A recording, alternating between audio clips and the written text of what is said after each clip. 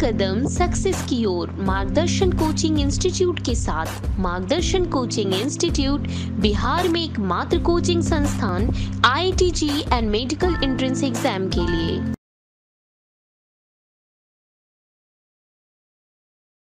ठीक है, तो हम लोगों ने यहाँ पे क्या देख लिया? हम लोगों ने यहाँ पे देख लिया ये प्रोडक्टिविटी। अब हम लोग देखते हैं डिकम्पोजिशन, है ना, यानी कि एक प्रोडक्टिविटी देख लिया। अब हम लोग देखते हैं डिकम्पोजिशन।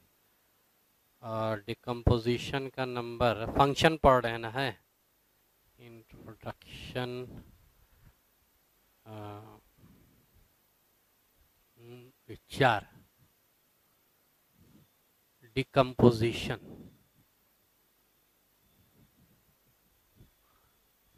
डिकम्पोजिशन देखो, एक टर्म आता है जिसको हम लोग कहते हैं डेट्रीटस। डिकम्पोजिशन का देखो मतलब क्या होता है, ठीक है, कि ऑर्गेनिक मैटर को डिकम्पोजिशन इनऑर्गेनिक मिनरल्स में कन्वर्ट कर देता है। इनऑर्गेनिक मिनरल्स में कन्वर्ट, उसी को आप क्या बोलते हैं? ठीक है, क्या? हाँ,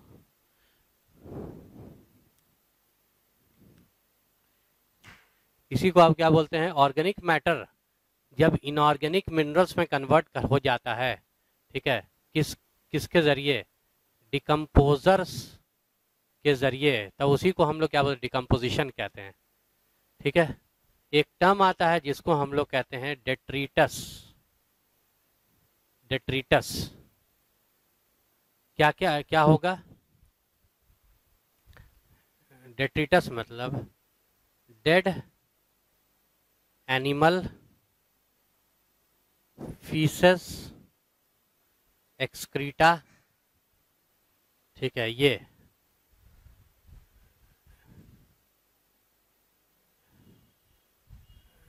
dead plants and its fallen parts such as leaves, barks, etc. ठीक है, etc. देखो क्या बोल रहे हैं, डेट्रीटस ऐसा, ठीक है, डेड ऑर्गेनिक मैटर, कोई भी डेड ऑर्गेनिक मैटर को हम लोग क्या बोलते हैं? डेट्रीटस कहते हैं। डेट्रीटस जैसे एग्जाम्पल, इसको समझिएगा, जैसे एनिमल अगर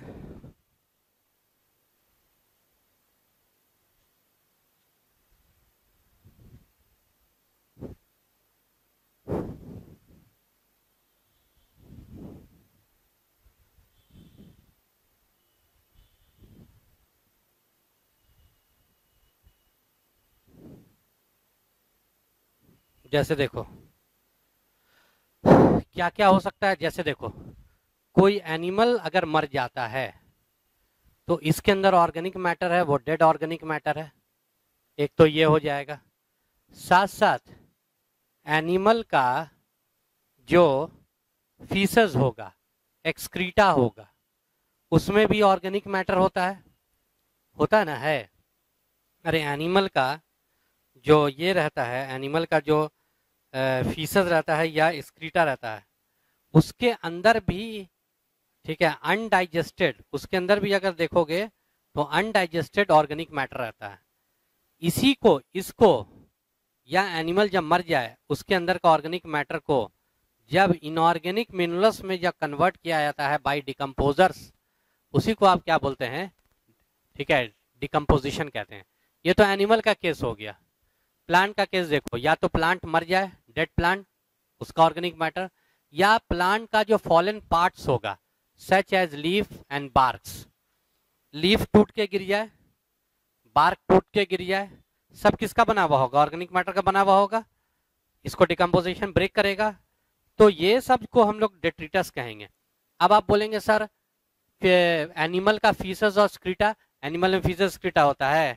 नहीं ना, तो वो तो एनिमल के एनिमल कह रहे हैं, प्लांट के केस में फीसस और स्क्रीटा होता है, नहीं ना, तो वहां तो हो नहीं सकता है। तो अब आप बोलेंगे सर जैसे ये प्लांट में ये जो फॉलन पार्ट्स है, लीफ एंड बार्क, एनिमल का भी तो फॉलन पार्ट्स हो सकता है। एनिमल का कहीं कोई फॉलन पार्ट होता है? एनिमल चल रहा है, इंसान चल रहा है, कोई पार्ट गिर जाएगा और उसका डिकम्पोजिशन होगा? ऐसा थोड़ी ना होता है। अब चलते हुए आते हैं, ठीक है, पता चला यार चलते हुए किसी की नाक गिर गई, पीछे से आदमी बोल रहा ओ भाई साहब सामान गिर गया आपका, ठीक है, देखिए जा करके क्या गिरा, क्या गिरा, नाक गिर गई लगता है, ठीक है। जब तक कि गए अरे तो डिकम्पोज हो गया, आप क्या करेंगे, ठीक है, फिर नई नाक निकलेगी थोड़ा दिन में, ऐसा थोड़ी ना होता है। फॉलन पार्ट्स जो होगा वो प्लांट के केस में होगा, और एनिमल के केस में वो फॉलन पार्ट्स नहीं होगा, ठीक है, वो बल्कि फीसस होगा, स्क्रीटा होगा। और डेड तो खैर दोनों हो सकते हैं, दोनों डेड प्लांट्स एंड एनिमल, ये डेट्रिटस हो सकता है, ठीक है।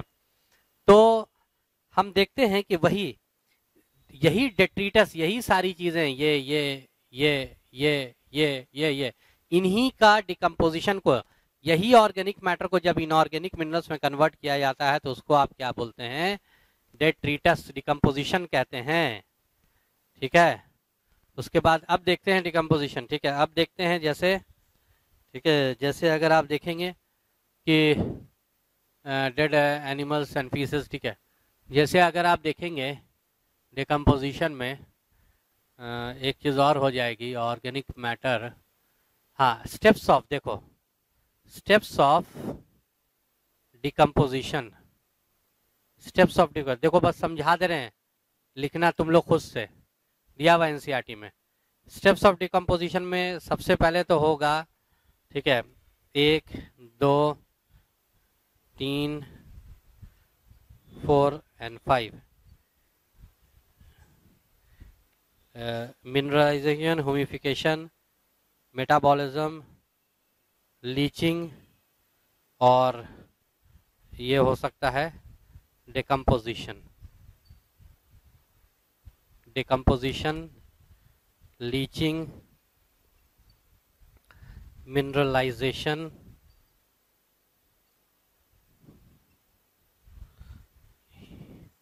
ह्यूमिफिकेशन, और फिर सबसे लास्ट में मिनरलाइजेशन।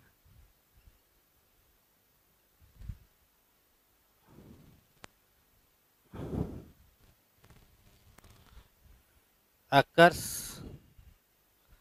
simultaneously, ये तीनों स्टेप जो है, ठीक है, डिकम्पोजिशन, लीचिंग, मिनरलाइजेशन, ह्यूमिफिकेशन, ओह नहीं लीचिंग नहीं, मेटाबॉलिज्म होगा यहाँ पे, मेटाबॉलिज्म, एक मिनट गलती से लिख दिया, ठीक है, एक मिनट गलती से लिख दिया,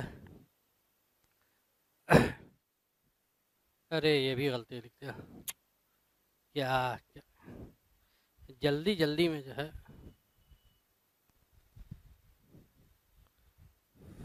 फ्रैगमेंटेशन, मेटाबॉलिज्म, ठीक है। ऑर्गेनिक मैटर में जैसे क्या हो सकता है? अरे भाई ऑर्गेनिक मैटर में बायोमोलिक्यूल्स होगा, ठीक है, यानी protein, carbohydrate, lipid, nucleic acid. Inorganic minerals में क्या क्या हो सकता है? जैसे कार्बन डाइऑक्साइड, वाटर, मिनरल्स, है ना, कार्बन डाइऑक्साइड, वाटर, मिनरल्स, ये सब जो है वो अगर आप देखें इनऑर्गेनिक में यही जो है। अच्छा, ये जो होता है डिकम्पोजिशन, ये जब इसमें कन्वर्ट करेगा, it is and oxygen requiring process, इसमें ऑक्सीजन की क्या होती है, जरूरत पड़ती है। ये स्टेप में होगा fragmentation, leaching, metabolism, humification, mineralization, ठीक है।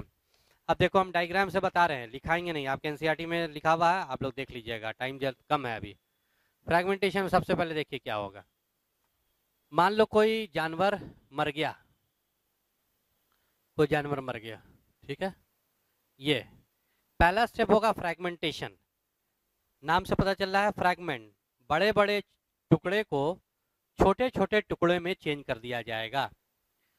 जैसे सबसे पहले वल्चर, ठीक है, देखिएगा हम ऐसे करके बनाए, ऐसे करके बनाते हैं, ठीक है। जैसे देखो ये मर गया, डेड, ठीक है। अब यहाँ पे ये जमीन है, यहाँ पर जैसे फ्रैगमेंटेशन होगा, किससे, अर्थवॉर्म से, और किससे, वल्चर से, और भी बहुत सारे एनिमल से फ्रैगमेंटेशन होगा। यानी ये जो बड़ा जो पार्टिकल, इतना बड़ा जो बॉडी है, ये छोटे छोटे टुकड़ों में, फ्रैगमेंट्स में ब्रेक हो जाएगा। बोलो या सुनो, है ना, ब्रेक हो गया। अब क्या होगा कि ये फ्रैगमेंट्स में, यही फ्रैगमेंटेशन है। उसके बाद लीचिंग, लीचिंग में अब देखो ये जो है, ये सब जो है तुम्हारा, ये सब, इसमें ऑर्गेनिक मैटर तो रहेगा, बिल्कुल सही बात है। इसमें इनऑर्गेनिक मैटर भी रहेगा, ऑर्गेनिक मैटर भी रहेगा और इनऑर्गेनिक मैटर भी रहेगा। तो अगर आप देखेंगे ऑर्गेनिक और इनऑर्गेनिक मैटर भी रहेगा, तो अगर आप देखेंगे, एक मिनट रुक जाना, अगर आप देखेंगे कि इनऑर्गेनिक मिनरल्स भी तो है, हम लोग में तुमको पहले बताया था, अगर मान लीजिए एनिमल है, हायर ऑर्गेनिज्म है, इसमें प्रोटीन, कार्बोहाइड्रेट, लिपिड और nucleic acid, water and minerals और विटामिन ये भी रहता है। तो मिनरल्स भी है और वाटर तो खैर है ही, ठीक है, मिनरल्स भी है, इनऑर्गेनिक है और ऑर्गेनिक भी है। तो जो, क्योंकि सॉइल है, ठीक है, इसमें जो जो मिनरल्स होगा, क्योंकि मिनरल्स आप जानते हैं सॉइल में, वाटर में सॉल्यूबल होता है कि नहीं होता है, और इसके अंदर का भी पानी या सॉइल में भी जो पानी रहेगा, उसके साथ ये मिनरल्स, जो इसके अंदर का मिनरल सॉल्यूबल हो करके ये आपको नीचे की तरफ परकोलेट्स कर जाएगा, ठीक है। पानी नीचे जाएगा ना जी, इसके अंदर का पानी है या यहाँ का पानी, कुछ भी पानी है, तो ये नीचे की तरफ जाएगा। इसके साथ साथ जो है वो मिनरल्स भी क्या हो जाएगा, इनऑर्गेनिक मिनरल्स भी इसके साथ नीचे चला जाएगा और एकदम परकुलेट कर जाएगा यहाँ पे, और एकदम प्रेसिपिटेट एट, ठीक है, यहाँ पर जाकर के उनका प्रेसिपिटेशन हो जाएगा नीचे में जाकर के, जहाँ पानी का ग्राउंड वाटर जहाँ पर होता है। और ये जो है यहाँ पर अगर आप देखेंगे, यही इनऑर्गेनिक मिनरल्स, ये अगर देखेंगे प्रेसिपिटेट एज अनअवेलेबल सॉल्ट्स के तौर पे यहाँ पर आके प्रेसिपिटेट कर जाएगा, रॉक्स वगैरह में कन्वर्ट कर सकता है। लेकिन ये इतना नीचे चला जाएगा कि अनअवेलेबल सॉल्ट, किसके लिए अवेलेबल, प्लांट्स के लिए। प्लांट की रूट जो है ये इतना नीचे तक नहीं जाती है। प्लांट की रूट आप जानते हैं, आपको पहले बताया था, सॉइल का प्रोफाइल हमने बताया था ना आपको, वहां पर देखा था हॉरिजन्स ऑफ सॉइल या प्रोफाइल ऑफ सॉइल, आपको देखा था कि रूट जो थी, पहले क्लास में बताया है, इकोसिस्टम, ये ऑर्गेनिज्म पॉपुलेशन में रूट जो है वो हाईली जो ठीक है, और A3 तक जाता है, A3 से नीचे रूट्स नहीं आता। और जबकि ये जो है वो आपको B को क्रॉस कर जाएगा और C में जाकर के, जहां पर C में अगर आप देखेंगे कि C में जहां पर अनडिकम्पोज रॉक्स होता है, ठीक है, अनवेदर्ड रॉक होता है, वहां पर जाकर के ये जमा हो जाएगा, वहां तक तो रूट नहीं। तो ये अनअवेलेबल सॉल्ट मतलब ये जो सॉल्ट होगा वो किसके लिए, वो इसके लिए अवेलेबल नहीं होगा, मतलब प्लांट के लिए ये अवेलेबल नहीं होगा। ये सेकेंड स्टेप हो जाएगा। इसी को आप क्या बोलते हैं, लीचिंग कहते हैं। क्या कहते हैं इसको आप, लीचिंग, ठीक है। अब देखो एक साथ हो रहा है, इधर लीचिंग भी स्टार्ट हो गई, फ्रैगमेंटेशन हो रहा है, लीचिंग भी हो रहा है। अब देखिए उसके बाद अगर आप देखिएगा मेटाबॉलिज्म के, तो यहाँ पर अब तुम देखोगे तो क्या बच गया, जरा सा बताओ। इसका इनऑर्गेनिक सब्सटेंस तो निकल गया, इनऑर्गेनिक सब्सटेंस तो इनऑर्गेनिक मिनरल्स तो नीचे चला गया, सिर्फ यहाँ पे क्या बच जाएगा, ऑर्गेनिक सब्सटेंस बचेगा।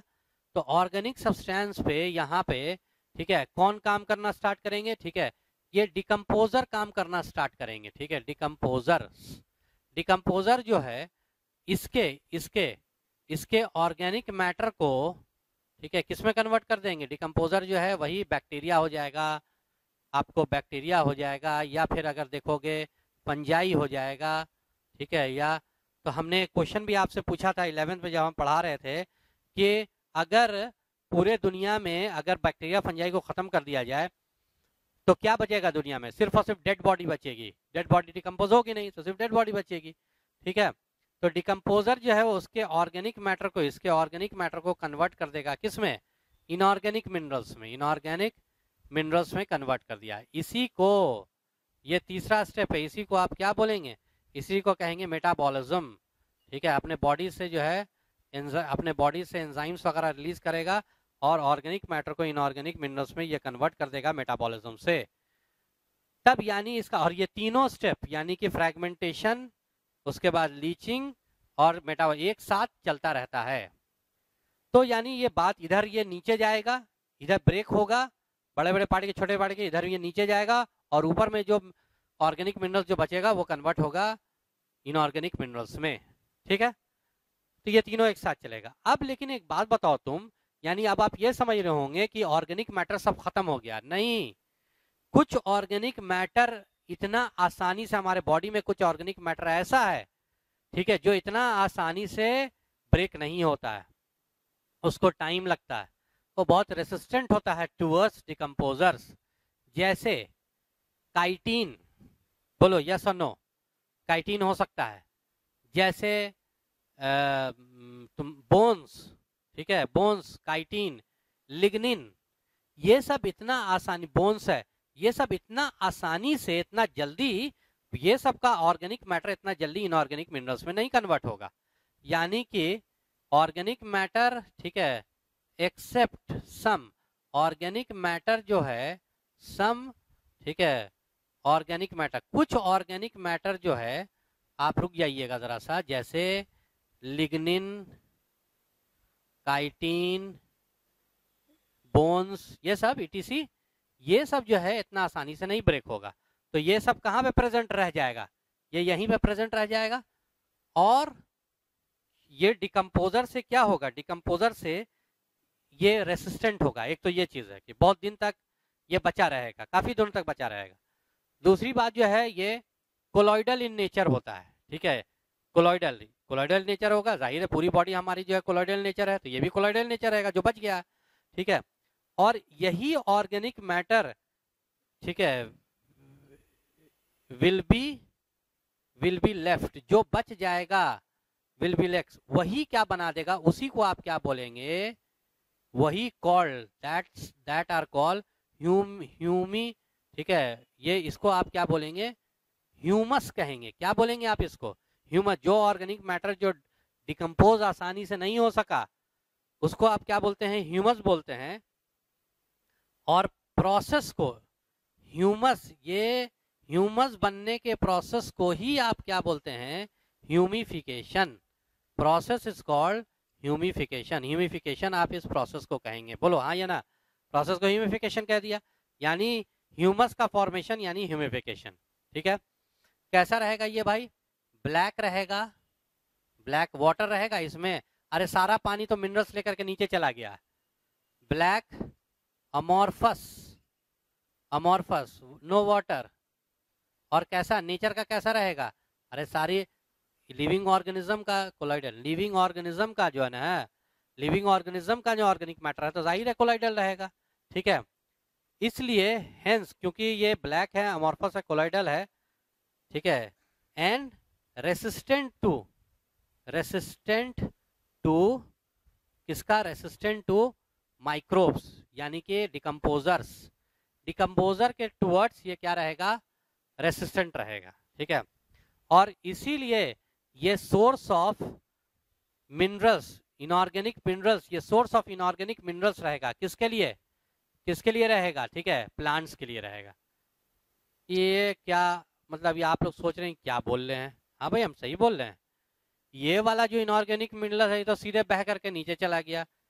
ये इनऑर्गेनिक मिनरल्स जो इसमें प्रेजेंट था वो तो मिला नहीं इसको, प्लांट को। लीचिंग में तो कोई प्लांट को इनऑर्गेनिक मिनरल्स मिलेगा नहीं। हाँ, मेटाबॉलिज्म में देखिए जो ऑर्गेनिक मैटर इनऑर्गेनिक मिनरल्स में जो कन्वर्ट किया है वो आपको मिलेगा। किसको? प्लांट को। लेकिन क्या प्लांट को हमेशा मिलता रहेगा? अरे भाई, inorganic minerals organic matter inorganic minerals में कन्वर्ट किया मेटाबॉलिज्म से, तो थोड़े देर तक सॉइल में रहेगा, तब तक ये प्लांट एब्जॉर्ब करता रहेगा। लेकिन इनऑर्गेनिक मिनरल्स में कन्वर्ट कर गया है, पानी के सॉइल के पानी के रास्ते बारिश अगर होगी या कहीं से ही पानी आ जाएगा, वो बह करके फिर से वो कहाँ चला जाएगा?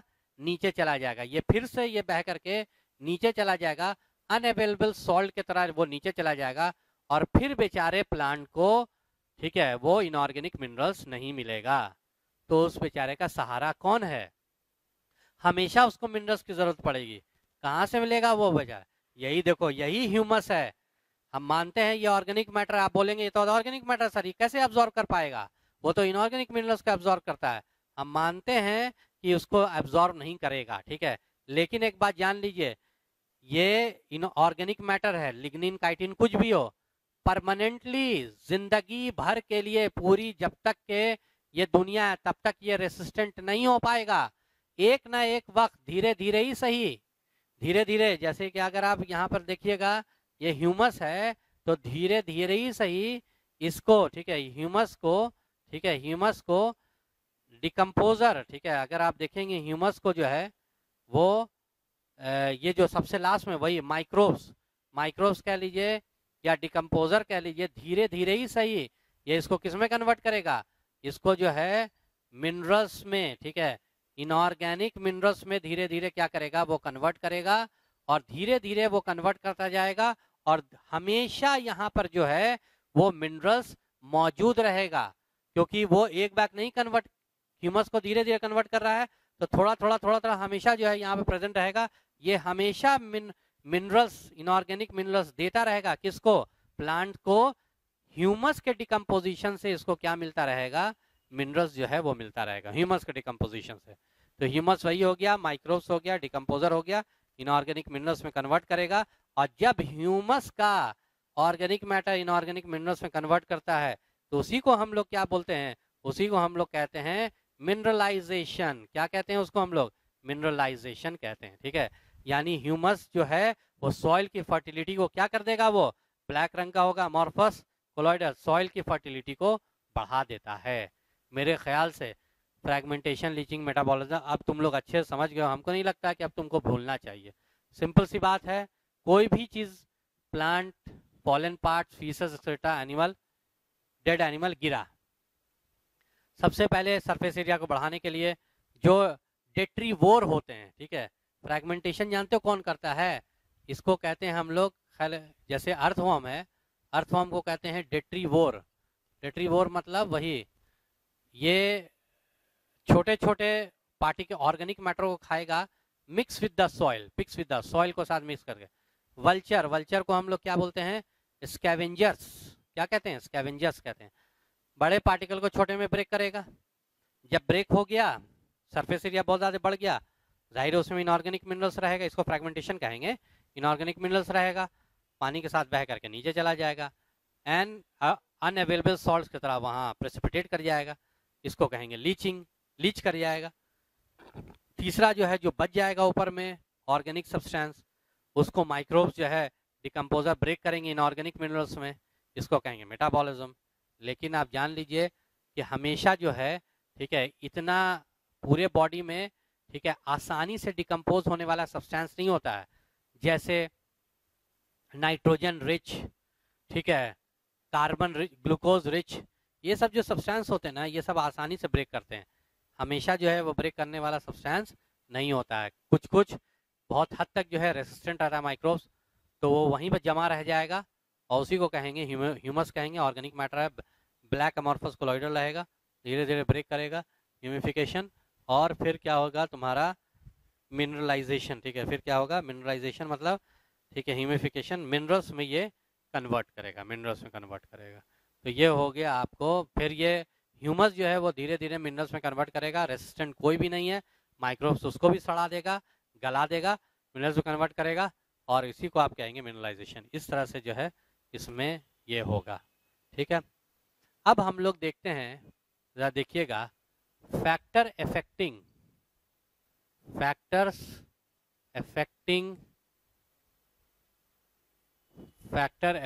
क्या,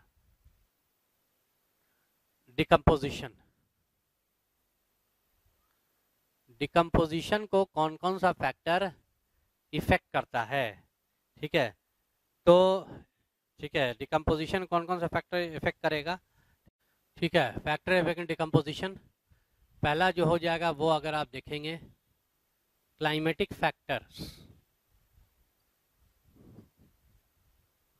like temperature,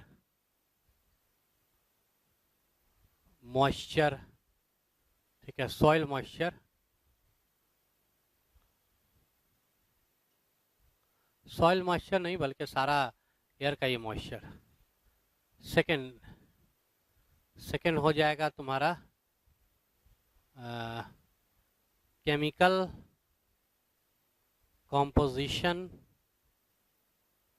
of detritus, detritus का कैसा केमिकल कॉम्पोजिशन। अब जैसे देखो हम बताते हैं, high decomposition, high rate of decomposition कब होगा, टेम्परेचर जब हाई या लो। अरे टेम्परेचर जब हाई होगा, ठीक है, तब तो तेजी के साथ चीजें सड़ती हैं। सड़ने का मतलब क्या होता है, डिकम्पोजिशन होना। जब टेम्परेचर हाई रहता है तो डिकम्पोजिशन तेज होता है। ठीक है, क्योंकि वो फेवर करता है लिविंग ऑर्गेनिज्म के रिप्रोडक्शन वगैरह। टेम्परेचर हाई होगा तेजी के साथ। मॉइस्चर जो है वो अगर हाई होगा, ठीक है, तब भी जो है डिकम्पोजिशन क्या हो जाएगा, फास्ट हो जाएगा। ठीक है, अच्छा एरोबिक कंडीशन, एरोबिक कंडीशन रहेगी, क्योंकि आप जानते हैं ये ऑक्सीजन रिक्वायरमेंट प्रोसेस है, इस सब में ऑक्सीजन लगता है। ठीक है, केमिकल रिएक्शन कराने में। तो एरोबिक कंडीशन में डिकम्पोजिशन फास्ट हो जाएगा, एनारोबिक कंडीशन में डिकम्पोजिशन स्लो हो जाएगा। वही लिखा हुआ, डिकम्पोजिशन जो है टेम्परेचर हाई रहना चाहिए, मॉइस्चर। इसीलिए ना हम लोग चीज़ों को फ्रिज में रख देते हैं, टेम्परेचर कम कर दिया, बैक्टीरिया वगैरह को इनएक्टिव कर दिया, यानी डिकम्पोजर को इनएक्टिव कर दिया, और डिकम्पोजिशन का रेट स्लो कर दिया। मॉइस्चर जो है वो ज़्यादा रहेगा, सूखी हुई चीज़ जो रहेगी उसमें डिकम्पोजिशन, और गीली चीज़ रहेगी, पानी अगर रहता है तो अच्छे से डिकम्पोजर का एंजाइम भी काम करेगा उसके ऊपर। एरोबिक कंडीशन भी डिकम्पोजिशन को फास्ट करेगी।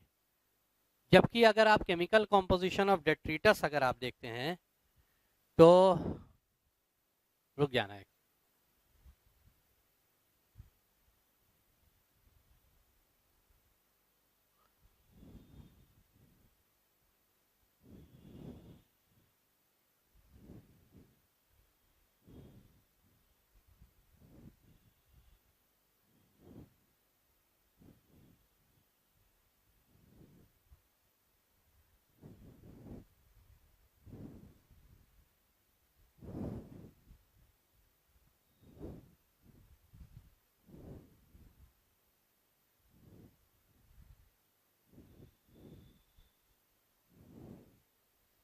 Chemical composition of detritus. ठीक है, हाई डिकम्पोजिशन कब होगा, ठीक है, when detritus is rich in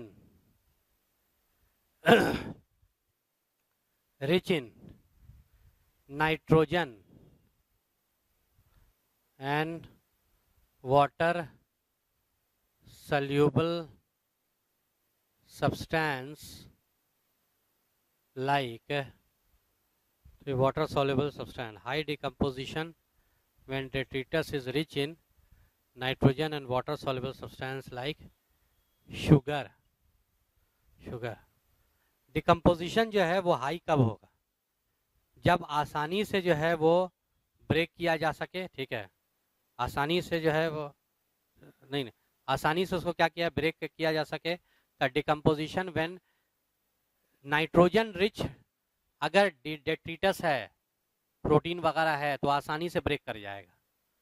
water soluble substances है, ठीक है, लाइक शुगर, ठीक है, लाइक शुगर है, ठीक है, तो ये आसानी से ब्रेक कर जाएगा। लो रेट ऑफ डिकम्पोजिशन कब होगा, ठीक है, कब होगा? When detritus is rich in, बताइए, अभी बताया है, लिग्निन, काइटिन, ETC, ये सब में देखिएगा, ठीक है, कि अगर ये सब लो डिकम्पोजिशन क्या हो जाएगा, लो रेट हो जाएगा। लिग्निन, काइटिन काफ़ी रेसिस्टेंट होता है, तो ये सब डिकम्पोजिशन जो है वो स्लो डाउन हो जाता है, ठीक है। तब नाइट्रोजन अगर उसमें, ठीक है, लिग्निन, काइटिन, ETC ये सब ज़्यादा रहेगा, ठीक है। यानी कि एक जो आप कह लीजिए जो फ्लैश रहेगा, मान लो कोई एनिमल है, मतलब कोई एनिमल है, जैसे कोई कीड़ा, कोई इंसेक्ट्स मर गया, मर जाने के बाद उसका जो मसल्स वाला पार्ट है बड़ा आसानी से डिकम्पोज हो जाएगा, लेकिन उसके काइटिन वाला पार्ट होगा, जो उसका एक्सोस्केलेटन, जो स्केलेटन होगा, ऑर्थ्रोपोडा ना होता है, ऑर्थ्रोपोडा में काइटिनस एक्सोस्केलेटन होता है, तो वो जो है वो आपको मुश्किल होगी, उसको ब्रेक करने में मुश्किल होती है। वही लिखा, decomposition when detritus rich in lignin and chitin, ठीक, यही है।